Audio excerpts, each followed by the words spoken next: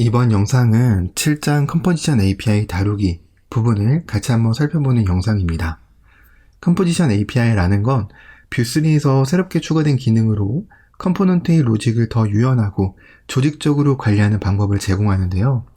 또한 함수 기반 접근 방식을 취해서 개발자가 관련된 기능별로 코드를 구성할 수 있게 도와줍니다. 이러한 컴포지션 API의 등장 배경은 책의 7.1.1에 잘 정리가 되어져 있으니까 꼭 책을 통해서 등장 배경을 숙지하시길 바라고요. 이번 영상에서는 이런 컴포지션 API와 과거의 옵션스 API가 어떤 차이가 있는지를 코드적으로 살펴보는 것에 좀 더 중점을 맞추도록 하겠습니다. 지금 여러분이 보고 계시는 화면은 이제 옵션스 API 방식으로 간단한 카운터 기능을 구현한 거예요. 여기 보시면 데이터라는 옵션 속성, 컴퓨티드, 메소드스라는 옵션 속성이 사용되었고 각각 카운트라는 변수, 그리고 더블 카운트라는 데이터, 인크리먼트라는 메서드가 정의가 되어져 있는 걸 볼 수 있습니다. 그래서 이 코드를 실행해보면 다음과 같은 실행 결과가 나오는 걸 볼 수가 있죠. 코드 자체는 어려운 코드가 아니기 때문에 충분히 이 코드의 내용이 무슨 내용인지는 이해가 가실 거라고 생각을 합니다. 자, 그러면 이제 우리가 해볼 건 이렇게 옵션스 API로 작성했던 코드를 컴포지션 API로 작성했을 때 어떻게 작성할 수 있는지를 한번 살펴보겠다라는 얘기가 되는 건데요. 자, 일단 이 코드를 이렇게 붙여넣기 해서 일단 백업을 해주고요. 일단 비교해보기 위해서 일단 오른쪽에다가 임시로 이렇게 열어준 다음에 이 부분에다가 이제 컴포지션 API로 오른쪽에 있는 코드와 똑같은 기능을 할 수 있는 걸 작성을 해보도록 하겠습니다. 컴포지션 API도 크게 두 가지 작성 방법이 있는데요. 첫 번째는 셋업이라는 훅을 사용하는 방법, 두 번째는 스크립트 셋업이라는 이제 슈가 신텍스 방법을 사용하는 방법이 있습니다. 우선 셋업이라는 훅을 사용하는 것부터 보여드리도록 할게요. 익스포트 디폴트 셋업이라고 이 내부에 셋업이라는 훅을 사용해 줍니다. 여기에 컴포지션 API를 작성할 수가 있는데요. 자, 이 컴포지션 API에서는 데이터를 정의할 때 어떻게 하냐면 이렇게 ref라는 함수를 사용해서 정의를 합니다. 이 가로 안에 초기 값을 넣어주면 되고요. 이 ref는 이 위쪽에다가 임포트를 해줘야 되는데 뷰 패키지에서 이렇게 가져와 주면 됩니다. 이렇게 하게 되면 데이터로 정의한 카운트가 되는 거고요. 자, 그러면 이 computed는 컴포지션 API로 어떻게 정의를 하느냐.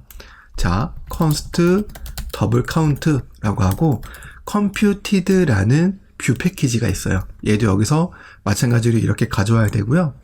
얘를 사용해서 이제 내부적으로 작성해 주시면 됩니다. count.value에 곱하기 2다 라고 이렇게 작성해 주시면 되고요. 옵션스 API에서는 count라는 데이터에 접근할 때 this 키워드를 사용했지만 컴포지션 API에서는 value라는 속성의 값을 사용합니다. 자, 그리고 이제 우리가 이런 메소드를 정의할 때는 마찬가지로 const increment라고 이렇게 작성을 해주고요. 여기에 count.value를 증가시켜라 라고 이렇게 작성해 주시면 됩니다. 자, 그러면 옵션스 API에서는 이렇게 길게 작성해야 됐던 게 컴포지션 API에서는 단 3줄로 표현이 된 걸 확인해 보실 수가 있고요. 최종적으로 이렇게 정의한 걸 사용하기 위해서는 이렇게 바깥으로 리턴으로 내보내 주기만 하면 됩니다. 자, 이렇게 코드를 작성하고 확인을 해보면 옵션스 API와 작성했던 것과 동일하게 동작을 하는 것을 확인해 볼 수가 있는데요. 새로 고침을 하고 이렇게 다시 한번 기능을 살펴봤을 때 분명히 컴포지션 API 방식으로 작성된 코드임에도 불구하고 이렇게 정상적으로 잘 동작하는 것을 확인해 보실 수가 있습니다. 자, 그러면 이제 이게 셋업이라는 훅을 사용해서 컴포지션 API를 사용하는 방법이고요. 자, 그리고 또 다른 방법으로는 이제 스크립트 셋업이라는 설탕 문법을 사용한 방법이 있다라고 제가 아까 말씀드렸죠. 그래서 그 방법대로 사용해 볼 건데 그 방법은 뭐냐면 스크립트 태그에 셋업이라는 옵션을 사용합니다. 그러면 이 셋업이라는 옵션을 사용한 이 내부가 전부 컴포지션 API의 영역이 되는 거예요. 그래서 우리는 이 내부의 컴포지션 API의 코드를 그냥 전부 다 작성을 해주면 됩니다. 자, 그래서 한번 작성을 해보도록 할게요. 여기 있는 코드를 그대로 복사를 해서요, 이렇게 붙여넣기를 해줍니다. 그리고 나서 저장을 해보면 이게 바로 셋업이라는 슈가 신텍스 방법으로 컴포지션 API를 작성한 건데요. 마찬가지로 새로 고침을 하고 확인을 해보면 이렇게 잘 동작하는 걸 볼 수 있습니다. 자, 그러면 셋업이라는 훅을 사용했을 때보다 셋업이라는 슈가 신텍스를 사용했을 때가 훨씬 더 문법적으로 간단하다라는 것을 이제 우리는 이 예제 코드를 통해서 확인해 볼 수가 있는 거죠.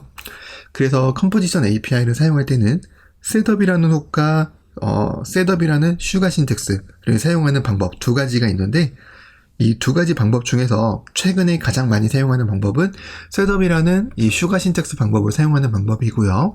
셋업이라는 훅은 뷰3에서 컴포지션 API가 최초로 등장했을 때 처음부터 추가된 방법이고, 이 셋업이라는 슈가 신텍스는 그 뒤에 추가된 방법이기 때문에 문법적으로 더 개선이 되었다라고 보는 게 합당하고요. 그렇기 때문에 셋업이라는 훅을 사용해도 되고 셋업이라는 슈가 신텍스를 사용해도 되고 어떤 걸 사용해도 되지만 이후의 책에서는 근래에 가장 많이 사용하는 이 셋업이라는 슈가 신텍스 문법으로만 이제 내용을 다루게 됩니다. 또한 책에 보시면 이 셋업이라는 훅과 그 다음에 셋업이라는 슈가 신텍스의 결정적인 차이점에 대해서 책에 잘 언급이 되고 있는데요. 책의 어느 부분을 보시면 되냐면 7.1.3의 내용을 보시면 됩니다. 그 내용을 보시면 컴포지션 API의 셋업훅과 셋업이라는 슈가 신텍스는 이런 차이가 있기도 하구나 라는 사실을 새롭게 아실 수 있을 테니까 그런 부분은 책을 통해서 꼭 이제 다시 한번 내용을 점검해 주시면 될 것 같고요. 7.1점에 대한 내용은 이제 여기까지 다루도록 하겠습니다. 자, 이번에는 7.2 컴포지션 API의 기본 구성 요소를 같이 한번 살펴보도록 할게요. 우선 책이랑 같이 영상을 봐주셔야 내용이 더욱 잘 이해가 된다라는 점을 꼭 명심을 해주시고요. 이 영상은 책을 보고 공부를 하는 데 있어서 그냥 도움이 될 수 있게끔 지원해주는 보조적인 역할이라고 생각하시면 되고, 맹목적으로 영상만 보고 해당 단원의 수업을 끝내시면 절대 안 됩니다. 책을 먼저 보시고 그 다음에 영상을 보셔야 되는 거예요. 자, 그래서 이번에도 7.2의 컴포지션 API 기본 구성 요소를 살펴볼 텐데, 우리가 앞에서 작성했던 이러한 컴포지션 API의 코드를 이제 조금 더 단계별로 쪼개서 자세하게 살펴보겠다 라는 얘기가 되는 겁니다. 책에서는 셋업이라는 훅도 예제 코드로 설명하고 있지만 영상에서는 그냥 셋업, 슈가 문법으로만 이제 설명을 하도록 할게요. 자, 우선 첫 번째, 컴포지션 API에서 반응형 데이터를 정의하는 방법입니다. 책의 내용에서는 7.2.2에 해당하는 내용이 되는 거고요. 자, 컴포지션 API에서 반응형 데이터를 정의하는 방법에는 ref라는 메서드와 reactive라는 메서드를 사용할 수가 있습니다. ref라는 메서드는 기본 자료형, 다른 말로 원시 자료형이라고 불리우는 어떤 숫자, 문자, 논리형, null, undefined 등과 같은 이제 데이터를 정의할 때 ref라는 이제 함수를 사용해서 정의를 하고요. 이 undefined는 우리가 굳이 정의하지 않으니까 엄밀히 따지면 숫자, 문자, 논리형, null 정도만 우리가 정의한다라고 생각을 하면 될 것 같네요. 자, 그러면 여기서 우리가 한번 데이터를 정의를 해볼게요. 카운트에서 이제 0이라는 값을 정의하고 싶으면 이렇게 ref를 사용하면 됩니다. 당, 이 ref는 이렇게 뷰라는 패키지에서 불러와야 되기 때문에 다음과 같이 코드를 작성해 주셔야 되고요. 이렇게 작성을 하면 반응형 데이터인 0을 count라는 식별단을 사용해서 활용할 수 있게 됩니다. 셀 고침을 해보면 이렇게 정상적으로 잘 보여지는 것을 확인해 보실 수가 있고요. 자, 마찬가지로 어떤 문자 같은 경우는 이렇게 ref로 이렇게 작성해 줄 수도 있고요. 마찬가지로 이렇게 코드를 작성해서 출력을 해줄 수가 있습니다. 기본 자료형에 해당하는 값은 이 ref로 정의해서 사용하면 되고요. 그 다음에 이 reactive 같은 경우는 객체나 배열과 같이 참조 자료형 값을 선언할 때 사용합니다. 자, 그럼 한번 보도록 할게요. const 어떤 객체를 정의를 해볼까요? obj라고 하고 ref를 정의한 reactive를 정의한 다음에 name은 철수, 그 다음에 age는 20이라고 이렇게 정의를 해보도록 하겠습니다. 자, 그리고 이 값을 이렇게 한번 출력을 해보도록 할게요. 그래야 보시는 것처럼 이 객체에 해당하는 반응형 데이터가 정의가 된 걸 볼 수 있고요. 얘도 마찬가지로 내가 name이라는 값에 접근을 하고 싶다.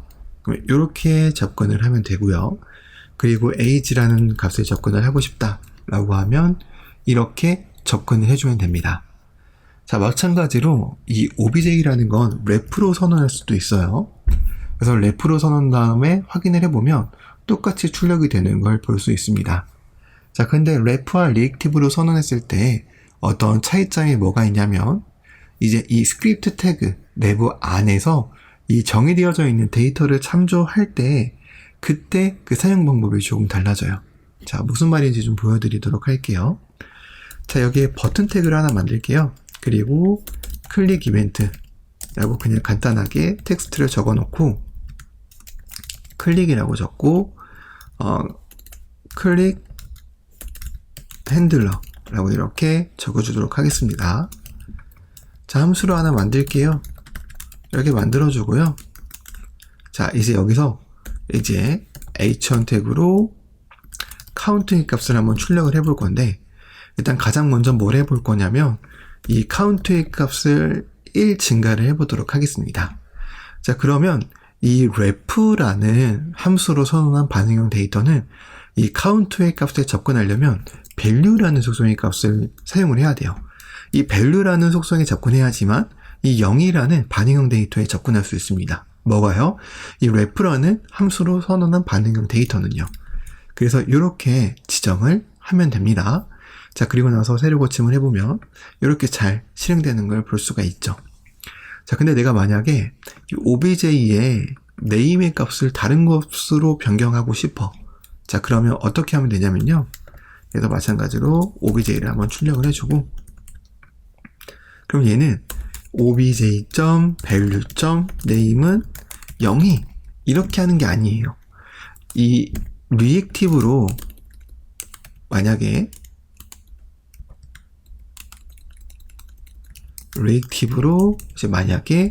이렇게 선언을 하게 되면 이 reactive 같은 경우는 value로 값을 랩핑하지 않고 그냥 요 객체처럼 우리가 사용하던 것처럼 이렇게 사용해 주시면 됩니다. 이 reactive는 요 값 자체를 반응형으로 만들기 때문에 따로 value라는 속성으로 랩핑해서 반환하지 않아요. 그래서 그냥 이렇게 사용할 수가 있고요. 실제로 이렇게 작성한 다음에 확인을 해보면 정상적으로 잘 값이 변경되는 것을 확인해 보실 수가 있죠.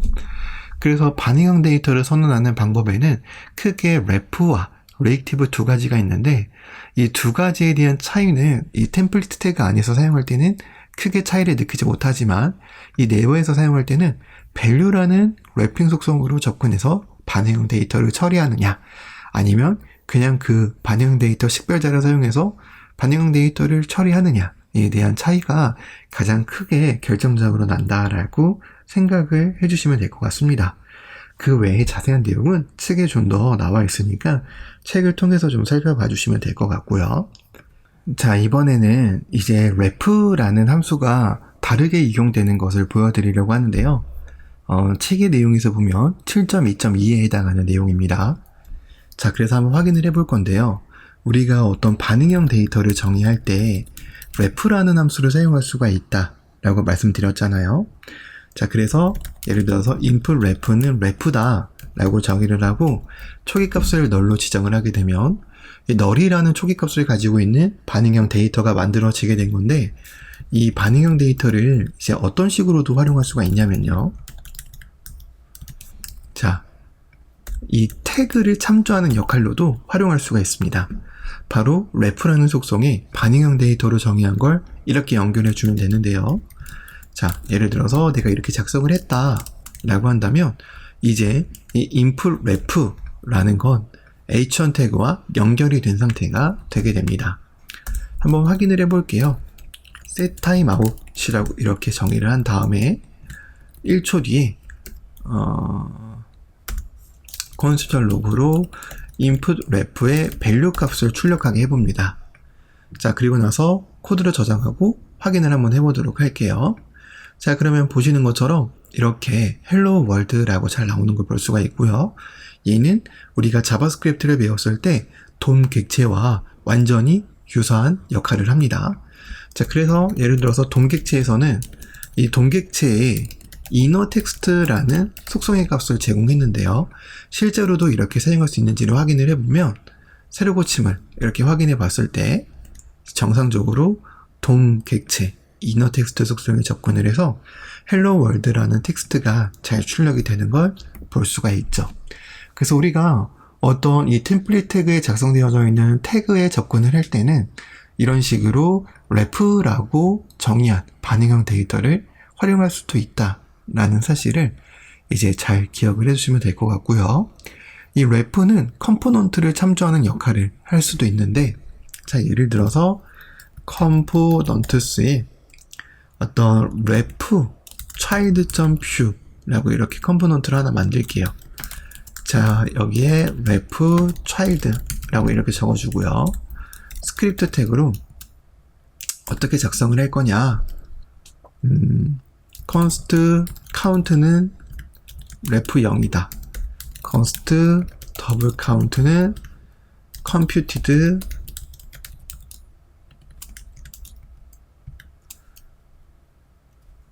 count.value 곱하기 2다. 자, const increment는 count의 값을 1 증가시킨다. 이렇게 작성을 하고요. 그 다음에 여기에 셋업 붙여줘야 되고, import로 ref computed를 이렇게 불러와야겠죠. 자, 이러면 ref child에 이제 우리가 count랑 더블 count를 정의한 거고요. 실제로 한번 출력을 해볼까요? count는 count, 그 다음에 더블 count는 더블 count 이렇게 작성을 하고 이제 한번 add 컴포넌트에 불러와 볼게요. import 컴포넌트는 첫 글자를 대문자로 하는 게 좋으니까 대문자로 이렇게 하고요. 그 다음에 import ref child 컴포넌트를 이렇게 불러와 주도록 하겠습니다. 자, 그래서 얘를 이렇게 이제 이렇게 불러오는 거죠. 자, 얘가 제가 파일명을 바꿨기 때문에 이 경로를 제대로 인식 못한다고 뜨면 리로드 윈도우를 다시 한번 해주시면 되고요. 리로드 윈도우는 이제 왼쪽에 여기 보시면 커맨드 팔레트가 있어요. 얘를 클릭해서 리로드 윈도우라고 검색하시면 됩니다. 자, 그리고 나서 이제 한번 확인을 해보는 거예요. 얘를 이렇게 출력하게 바꾸고, 그리고 나서 세로 고침을 해보면 이런 식으로 잘 나오는 걸 볼 수가 있죠. 자, 근데 이제 우리는 여기서부터는 ref child 컴포넌트 영역이고 여기서는 add 컴포넌트 영역인데, 이제 우리가 이 안에서 어떤 제어를 한번 해보는 거예요. 그래서 어떻게 제어를 할 거냐면 이 ref를 이 컴포넌트 쪽으로 옮겨주고요. 그럼 이제 input ref가 ref child 컴포넌트를 참조하게 될 거고요. 자, 이 참조하게 되면 이제 우리가 여기서 콘솔 로그로 값을 참조하는 거죠. input ref.value의 count 그리고 더블 count 이렇게 참조하면 되는데, 중요한 건 이렇게 참조하려면 이 하위 컴포넌트에서 define expose라는 메서드로 이렇게 바깥으로 내보내줘야 돼요. 내가 참조하기 할 값들을. 그래서 이렇게 내보내줘야 되고, 이렇게 내보내주게 되면 이제 add 컴포넌트에서 자체 컴포넌트의 값에 접근할 수가 있습니다. 이렇게 세로 고침을 한번 해볼게요. 자, 넘버가 뭐 찾을 수가 없다라고 하는데 넘버가 아니고 카운트죠. 그래서 카운트, 더블 카운트, 인크리먼트 이렇게 하고 다시 한번 확인을 해보면 이렇게 add 컴포넌트에서 자식 컴포넌트의 데이터의 값에 잘 접근할 수 있는 걸 확인할 수 있고요. 메서드도 접근할 수 있거든요. 그래서 input-ref의 value에 increment를 내가 이렇게 한번 호출을 하겠다. 그럼 1이 증가하는 거잖아요. 자, 그래서 이제 이렇게 한번 확인을 해보면 새로 고침을 하고 1초 뒤에 자식 컴포넌트의 값이 1 증가가 되어져서 이렇게 바뀌는 것도 볼 수 있죠. 그러니까 이 소리는 뭐냐면 결국 ref라는 걸 사용해서 컴포넌트 참조를 형성을 했고 그 컴포넌트 참조를 형성을 해서 해당 컴포넌트 내부에 작성되어져 있는 값들을 define expose 메서드로 내보낸 이 값들을 참고해서 접근을 했다라고 이제 우리가 볼 수가 있는 겁니다. 그래서 이러한 내용들을 잘 기억을 해주시면 될 것 같고요. 조금 더 자세한 내용은 책에 잘 나와 있으니까 꼭 책의 내용과 같이 병행하면서 이 내용을 살펴봐 주시면 될 것 같습니다. 자, 그러면 이번에는 7.2.3의 계산된 속성을 살펴보도록 할게요. 우리가 은연중에 계속 사용하긴 했는데 이 계산된 속성이라는 건 옵션스 API에서 computed라는 옵션 속성으로 사용했잖아요. 그런데 이 컴포지션 API에서는 computed라는 이제 함수를 사용합니다. 자, 그래서 어떻게 사용하냐면요. ref와 computed 일단 이 두 개를 이렇게 만들어 놓고요. 간단한 예제 코드를 한번 작성을 해보게 되면 const count는 ref다. const double count는 count의 value에 곱하기 2다. 이렇게 이제 우리가 작성을 할 수 있는 겁니다. 근데 0을 2 곱해봤자 0이니까 얘를 10으로 이렇게 바꾸고요. 이제 한번 사용을 해보도록 하죠.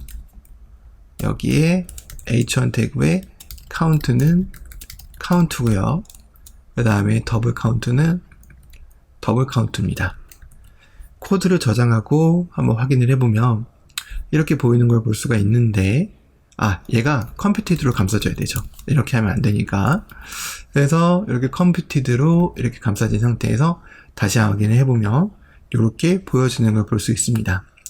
그래서 지금 보시는 것처럼 computed라는 함수를 사용하면 이제 어떤 computeded 옵션 속성으로 사용했던 것과 같이 계산된 속성을 정의할 수가 있고요. 자, 만약에 내가 이 ref가 아니라 어떤 reactive를 사용해서 어떤 값을 정의를 했다. 그러면 이제 내가 이 count에 count를 출력을 해야지 여기에 정상적으로 나올 텐데 이 안의 값에서는 만약에 reactive면 어떻게 해야 되냐라고 한다면 그냥 value가 아니라 이 count의 count 그냥 객체처럼 이렇게 접근을 하면 되는 거예요. 그래서 이렇게 하면 reactive를 선언한 것도 이제 잘 정의가 된 걸 볼 수 있고 얘도 10으로 바꿔줘야 이제 10 곱하기 2 했을 때 더블 카운트가 잘 노출되는 걸 볼 수 있습니다. 그러니까 결국 우리한테 중요한 건 이 반응형 데이터가 ref 함수로 선언된 반응형 데이터냐 reactive 함수로 선언된 반응형 데이터냐라는 건 중요하지 않고 이 computed라는 함수를 사용해서 그 각각의 선언된 반응형 데이터 방식에 맞게 이제 computed 이 계산을 처리할 수가 있다라는 사실을 인지하는 게 더 중요하다라고 생각을 하시면 될 것 같고요. 자, 그러면 여기에 있는 내용들이 이제 결국 7.2.3에 나와 있는 내용들이기 때문에 이 내용들을 조금 더 참고해서 내용을 보시면 될 것 같고요. 책에서는 이 computed 함수의 get과 set 함수를 사용하는 방법도 나와 있으니까 꼭 그 부분도 같이 한번 내용을 살펴보시길 바라겠습니다. 자, 그러면 함수는 어떻게 정의할까요? 함수는 이제 옵션스 API에서는 methods 옵션스 API를 사용했지만 이제 컴포지션 API에서는 그냥 우리가 변수에 함수를 선언하듯이, 그러니까 다르게 말하면 함수 표현식 방법으로 선언하듯이 작성해 주시면 됩니다. 자, 그래서 increment라는 어떤 메소드를 하나 정의를 해볼 건데요. 자, 이렇게 정의를 해서 이 내부는 이제 얘를 좀 보기 편하게 ref로 다시 바꿀게요. 그래서 이 count의 값을 그냥 증가시키는 용도다 라는 어떤 함수를 하나 정의를 하고 싶으면 이렇게 그냥 컴포지션 API에서는 정의를 해주시면 된다라는 거죠. 그래서 클릭이라고 이렇게 해서 increment라고 이렇게 해주게 되면 정의한 함수가 연결이 된 거고요. 한번 확인을 해보면 이렇게 정상적으로 잘 보이는 것을 이제 확인을 해보실 수가 있습니다. 이런 식으로 어떤 함수를 정의한다라는 점에서는 메소드스라는 옵션스 API가 아니라 지금 봤던 것처럼 함수 표현식 방법으로 선언하면 된다 라고 이제 생각을 해주시면 될 것 같은데요. 만약에 내가 얘를 그냥 함수 표현식 방법이 아니라 선언식 방법으로 정의를 하겠다. 그럼 이렇게 작성할 수가 있겠죠. 이렇게요. 자, 그리고 나서 이제 한번 확인을 해보게 되면 저렇게 함수 선언식 방법으로 작성을 해도 이제 코드는 돌아갑니다. 그런데 어떤 가독성적인 측면에서 이렇게 함수 선언식으로 작성하는 게 이 컴포지션 API 안에서는 가독성을 좀 해치는 요인이 될 수가 있거든요.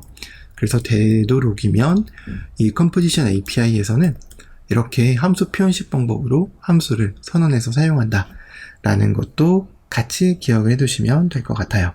이렇게까지만 이해하고 계시면 7.2.4 함수 정의에 대한 부분도 이제 내용을 살펴봤다라고 볼 수가 있겠습니다. 자, 그러면 이번에는 7.2 절의 마지막으로 7.2.5 감시자 속성을 같이 한번 살펴보도록 할 건데요. 이제 책에서는 왓치와 왓치 이펙트, 왓치 포스트 이펙트 이런 세 가지의 컴포지션 API에서 사용할 수 있는 함수에 대해서 설명하고 있는데 이제 영상에서는 왓치 함수만 간단하게 살펴보도록 할 거예요. 왜냐하면 왓치 함수만 제대로 이해를 하게 되면 이제 책에 나와 있는 내용으로만으로도 왓치 이펙트와 왓치 포스트 이펙트가 어떤 내용인지를 알 수 있기 때문이에요. 그래서 영상으로 왓치에 대해서만 같이 살펴보고 나머지는 책을 통해서 이제 같이 보시게 되면 충분할 거기 때문에 왓치만 살펴보도록 할 거고요. 결국 우리가 왓치라는 건 감시자 속성이고 감시자 속성이라는 건 어떤 데이터가 변경되었을 때 어떤 일정한 코드 작업을 하기 위해서 사용하는 그러한 문법이라고 생각하시면 되는데 자 예를 들어서 import ref from view const count ref 0 이렇게 있어요. 자 그리고 나서 내가 const increment count.value 그리고 얘를 이렇게 출력을 해주는 거죠.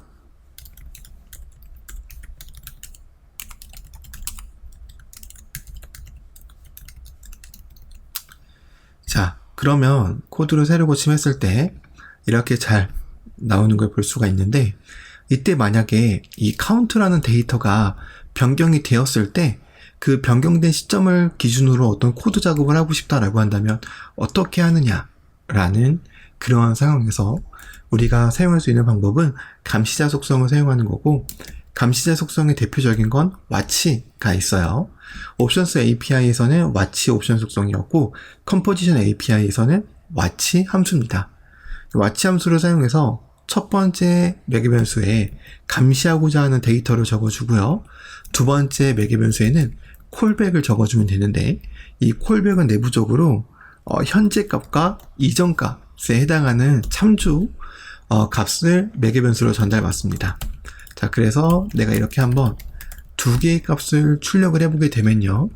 현재 count라는 값을 감시하고 있다가 감시 대상의 데이터가 변경이 되게 되면 해당 콜백이 실행되는 코드가 작성이 된 거잖아요. 그래서 이제 한번 확인을 해보면 이렇게 현재 값은 0이고 변경되기 전에는 0이었다. 현재 값은 1이고 변경되기 전에는 0이었다. 이렇게 나오는 걸 볼 수 있고요. 또 클릭하면 현재는 2고 변경되기 전에는 1이었다. 처럼 요 각각의 콜백 내용이 잘 실행이 되는 것을 확인해 보실 수가 있습니다. 자, 그러면 만약에 이 ref로 이런 객체를 정의했을 때는 어떻게 될까요? 그러면은 여기에 코드도 좀 수정을 해줘야겠죠? count.value.num으로 수정해줘야 되고 얘도 count.num으로 이렇게 수정을 해줘야 되고 increment도 바꿨으니까 이렇게 한번 확인을 해볼게요. 자, 그리고 나서 세로 고침을 하고 클릭을 눌렀을 때 증가를 하면 분명히 이 카운트의 값은 변경이 되고 있는데 와치 함수가 제대로 동작하지 않는 걸 볼 수 있습니다. 레프 함수로 어떤 객체나 배열과 같은 것들을 감시하려면 어떻게 해야 되냐면 그냥 일반적인 방법으로는 안 되고요. db라는 옵션 속성을 사용해 줘야 돼요. db라는 옵션 속성을 사용해서 true라는 값으로 이렇게 변경을 해주게 되면 보시는 것처럼 이제 여기 있는 내부의 값도 변경사항을 감지할 수가 있습니다. 하지만 레프 함수로 선언된 반응형 데이터가 이제 객체, 즉 참조 자료형이기 때문에 이전 값과 현재 값은 같은 참조를 가리켜서 이제 두 개의 값은 똑같은 값으로 보이게 되기 때문에 별도의 작업을 취해주지 않는 이상은 배열이나 객체를 레프 함수로 선언한 걸 감시했을 때는 그냥 이 데이터가 변경이 되었다 라는 것만 알 수 있고 그 이전에 무슨 값이었는지는 알 수가 없습니다. 하지만 보통 실무에서는 그 변경되었다라는 그 시점 자체가 중요한 경우가 많기 때문에 얘가 변경되기 전에는 무슨 값이었는지는 그렇게 중요하진 않아요. 그래서 그냥 이렇게 와치를 이제 참조자료용으로 감시를 했을 때는 참조자료용이기 때문에 이전과 현재 값이 같은 값으로 출력된다 라는 이 특징만 잘 기억을 해두시면 될 것 같고요. 자, 그럼 만약에 내가 reactive로 선언을 했다. 그러면 reactive는 value라는 값을 사용할 필요가 없잖아요. 그래서 이렇게 해주게 되면 reactive로 선언한 이 count의 값을 감시를 해서 이렇게 하는 코드를 작성해 보게 되면 세로 고침을 하고 확인을 해봤을 때 reactive로 선언한 어떤 객체 반응형 데이터는 deep 속성 없이도 그 변경사항이 잘 체크가 되는 것을 확인해 보실 수가 있다는 것도 이제 우리가 추가적으로 알 수 있는 사실입니다. 자, 그리고 이제 우리가 사용할 수 있는 거에 immediate라는 속성이 있어요. 얘가 기본값은 false인데 얘를 한번 실행을 해보게 되면 무조건 처음에 한번 이 감시자 속성의 콜백을 실행시켜주는 옵션이라고 생각하시면 돼요. 원래 immediate가 false이거나 사용하지 않았을 때는 여기 안에 있는 값이 변경되었을 때만 콜백이 실행되는데 이 옵션을 true로 주게 되면 변경되지 않아도 무조건 콜백이 최초로 실행이 됩니다. 그래서 세로 고침을 하자마자 이 변경사항이 감시되지 않았는데도 무조건 한번 실행이 되어져서 초기에는 undefined였다가 이제 reactive에 의해서 값이 세팅되어졌기 때문에 객체 값이 할당되어졌다라는 이러한 내용들을 확인해 볼 수 있는 거고요. immediate는 그러한 옵션이다 라고 생각을 해주시면 될 것 같습니다. 자, 그리고 이 와치로 이런 객체화 같은 것들을 감시한다라는 건 사실 이 뷰 내부적으로도 굉장히 리소스가 큰 작업이에요. 왜냐면 예를 들어서 이 카운터에 이 객체가 100개의 속성을 가지고 있다라고 한다면 그 100개의 속성을 다 감시하고 있어야 되잖아요. 그래서 리소스가 굉장히 큰 작업인데 걔를 좀 줄이게 하려면 이제 내부적으로 좀 어떻게 작성을 해서 좀 줄여볼 수가 있냐면 이 내부적으로 코드를 이렇게 작성할 수도 있습니다. 이렇게 작성해서 카운트에 넘을 감시하겠다 이런 식으로 작성해 줄 수도 있어요. 그리고 나서 세로 고침을 해보면 똑같이 잘 감시가 되는 걸 볼 수가 있고 이렇게 되었을 때는 이제 이전 값과 현재 값을 구분해서 이렇게 출력해 줄 수가 있습니다. 왜냐하면 내가 감시하고자 하는 대상이 객체가 아니라 그 객체 안에 있는 이 숫자거든요. 그래서 이럴 경우에는 reactive로 선언되었다라고 하더라도 이전 값과 현재 값을 비교해 보면서 그 값을 이렇게 차이를 살펴볼 수 있다라는 것도 같이 기억을 해두시면 될 것 같아요. 그래서 여기까지 해서 이제 7.2장의 내용을 잘 살펴봤고요. 이제 책에서는 아까 말씀드렸다시피 와치 이펙트랑 와치 포스트 이펙트라는 어떤 함수에 대한 내용도 같이 소개를 하고 있기 때문에 꼭 그 내용도 같이 한번 살펴보고 그 다음 내용으로 넘어가 주시면 될 것 같습니다. 자, 이번에는 7.3절 컴포지션 API에서 달라진 컴포넌트 구성 요소를 살펴보도록 하겠습니다. 컴포지션 API에서 옵션스 API와 비교했을 때 어떤 점이 구성 요소로서 달라졌는지를 한번 살펴보면 우선 첫 번째로 라이프 사이클 훅을 비교해 볼 수가 있어요. 이 라이프 사이클 훅이라는 건 컴포넌트가 생성되고 종료되기까지의 일정한 흐름도를 의미하는데, 이 생성되고 종료되기까지 사이에 존재하는 이 여러 가지 시점마다 이제 우리는 라이프 사이클 훅이라는 것을 사용해서 그 시점에 해당하는 코드를 작성할 수가 있었죠. 옵션스 API에서는 이 빨간 색깔 네모 박스에 있는 이 속성 이름을 그대로 훅의 이름으로 사용할 수가 있었는데, 컴포지션 API에서는 조금 다릅니다. 이 각각의 훅을 의미하는 함수가 별도로 존재하고요. 그 함수는 잠시 뒤에 살펴볼 건데, 이제 우리가 옵션스 API와 컴포지션 API에서 가장 크게 달라진 점이 뭐가 있냐라고 한다면, 이런 식별자에 해당하는 함수 이름이 달라진 것도 달라진 거지만, 결정적으로 옵션스 API에서는 before create와 created라는 훅이 있었는데, 컴포지션 API에서는 이 두 개의 훅이 없습니다. 왜냐하면 이 두 개의 훅이 하는 역할을 셋업에서 대체를 하고 있기 때문이죠. 셋업 훅 또는 셋업 슈거 신텍스 부분에서 이 before create와 created에 해당하는 라이프 사이클 훅을 대체하고 있기 때문에 컴포지션 API에서는 이 두 가지 라이프 사이클 훅을 사용할 수가 없습니다. 그 점만 참고하면 될 것 같고요. 책에 보시면 다음과 같은 예제 코드가 작성되어져 있습니다.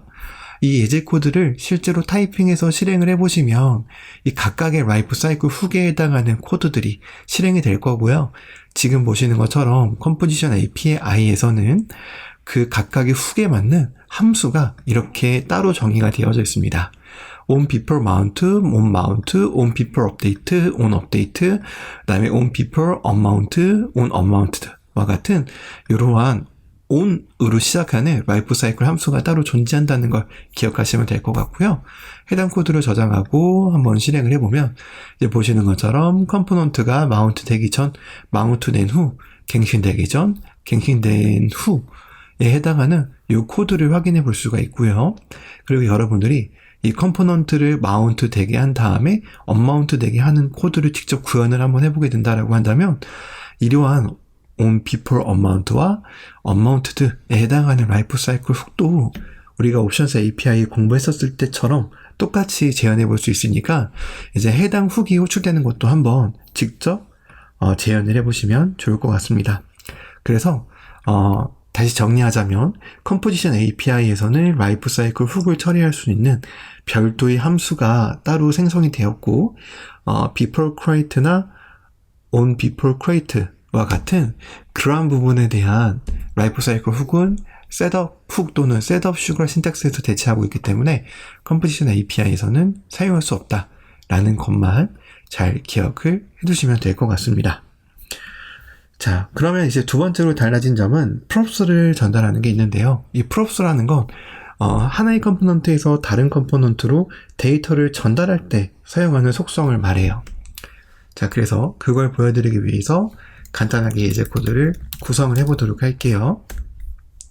컴포넌트를 하나 만들어야 되는데 여기에 child.view라고 컴포넌트를 하나 만들겠습니다. 템플릿라고 이렇게 해주고요. h1 태그로 child라고 적어준 다음에 여기서는 이제 import child from components에 child라고 해주고요. 템플릿으로 child를 이렇게 불러옵니다. 코드를 확인해보면 이렇게 보이는 걸 볼 수 있고요. 자, 이제 여기서 우리가 정의한 데이터를 전달을 해준다고 해볼게요. count는 ref에 0이다. 얘를 여기에 전달한다 라고 한다면 다음과 같이 전달해 줄 수가 있습니다.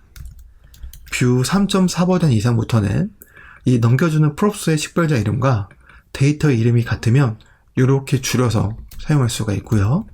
결국 이렇게 사용하게 되면 child 컴포넌트로 count라는 데이터를 count라는 식별자로 전달을 하겠다라는 얘기가 되는 겁니다.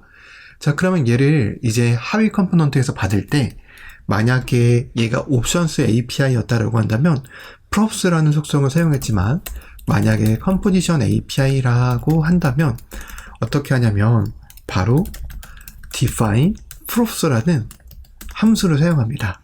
이 define props라는 함수를 사용해서 내가 받고자 하는 식별자 이름을 적어주면 되는데요. 내가 예를 들어서 count라는 식별자를 받을 거야.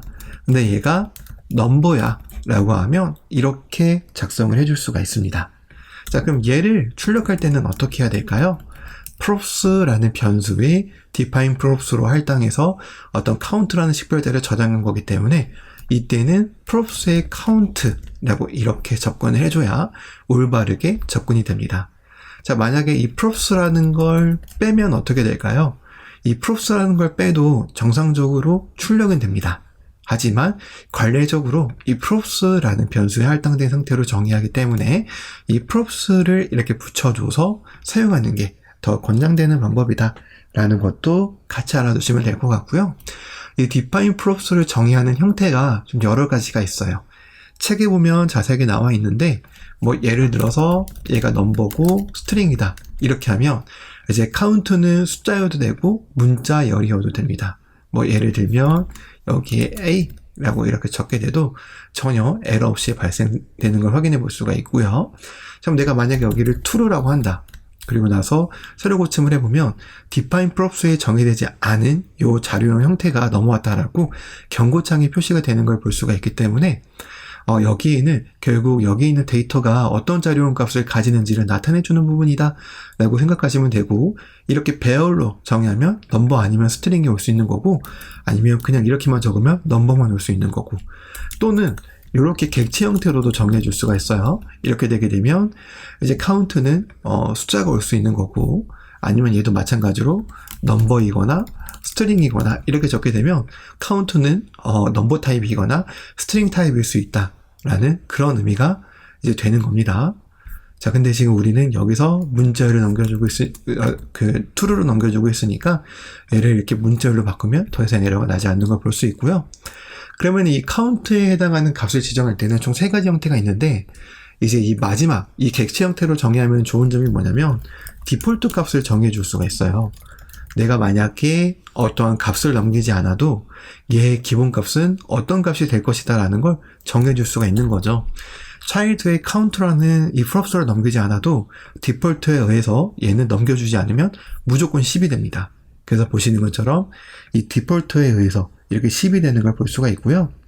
그리고 이 디폴트 외에 얘가 필수 요소인지에 해당하는 required 라는 것도 이렇게 사용할 수 있어서, 만약에 required를 붙이게 되면 얘는 필수야 라는 의미이기 때문에 사실 디폴트가 의미가 없겠죠.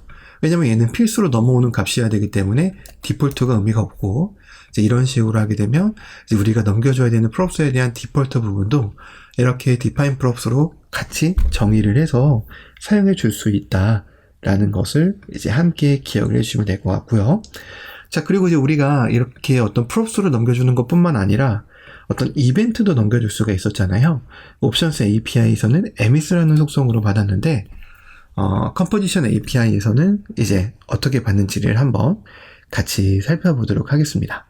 자, 그러면은 함수를 하나 만들어 봐야겠네요. const increment async count 값을 증가시키게 하고 얘를 0이라고 할게요.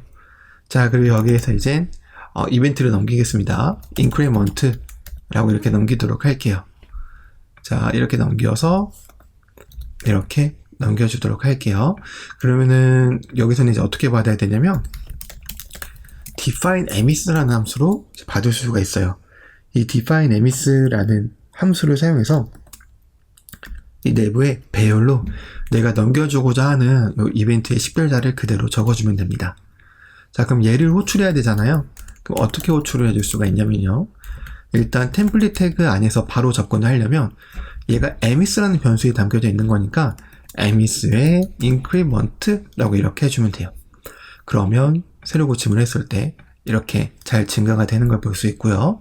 만약에 내가 별도의 inner 함수에다가 빼서 이 함수 안에서 호출되는 형식으로 작성을 하고 싶다? 마찬가지로 똑같아요. 여기서 increment라는 걸 호출하면 되고, 요 내부에서는 얘를 이렇게만 바꿔주면 됩니다.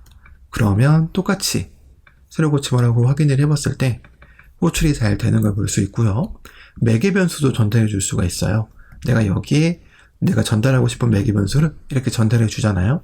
그러면은 얘도 이렇게 매개 변수를 이렇게 받아서 넘겨주는 형태로 코드를 수정해 줄 수가 있습니다. 그러면은 이렇게 수정해 주고 이 넘겨주는 값으로 얘를 바꾸게 이렇게 처리를 하게 되면 이제 클릭을 눌렀을 때 10으로 바뀌겠죠. 그래서 이런 식으로 매개 변수를 처리해 줄 수도 있고요. 매개 변수가 2기여도 됩니다. 이렇게 2기여도 상관없어요. 그러면 너밀, 너미 이런 식으로 나도 2개로 받으면 되니까요. 너밀, 너미 이렇게 받고 너밀, 너미 이렇게 받은 다음에 너밀 더하기 너미 이런 식으로 하게 되면 내가 여기서 10, 20을 넘겼을 때 10, 20을 더한 30이 새로운 카운트 값으로 설정이 된다 라는 식으로 할 수가 있다는 것도 아시면 될 것 같고요. 얘가 이렇게 어떤 기본 자료형이 아니라 이런 객체 형태여도 되니까 한번 이건 여러분들이 직접 객체 형태나 배열 형태로 바꿔서 한번 어떤 요 매개 변수를 다르게 전달하여 이제 활용해 보시면 되겠습니다. 자, 그러면 이제 또 뭐가 달라졌을까요? provide와 inject도 달라졌습니다. provide와 inject는 컴포넌트 하이 항목의 데이터를 제공할 때 사용할 수 있었던 옵션스 API 속성이잖아요. 이 provide와 inject를 사용하면 props 드릴링을 어느 정도 해결할 수가 있기 때문에 굉장히 유용하게 사용할 수 있었던 옵션스 API 속성 중 하나인데, 얘는 컴포지션 API에서 어떻게 사용하냐면 provide와 inject라는 함수를 사용해서 정의할 수가 있습니다. 자, 지금 우리가 이 props 드릴링 방식으로 전달해줬던 이 코드를 provide와 inject 함수 방식으로 바꿔보도록 할게요. provide는 뷰 패키지에서 불러올 수가 있어요. 자, 그래서 이 provide를 이렇게 불러오고요. 이 첫 번째는 이제 식별자를 적어주면 됩니다. 그래서 count라는 식별자에 count라는 데이터를 공급하겠다. increment라는 식별자에 increment라는 함수를 공급하겠다. 이렇게 작성을 해주면 되고요. 공급받는 쪽에서는 inject를 사용해 주면 되는데요. count라는 변수에 inject를 사용해서 count라는 식별자로 공급되는 데이터를 제공받겠다. 자, increment에 inject를 사용해서 increment라는 이름으로 공급하고 있는 데이터를 공급받겠다. 즉 함수를 공급받겠다 라는 얘기가 되는 거겠죠. 그래서 이렇게 한 다음에 이제 내부적으로 이렇게 호출하게 하면 되고요. props가 아니라 그냥 count로 호출하게 하면 됩니다.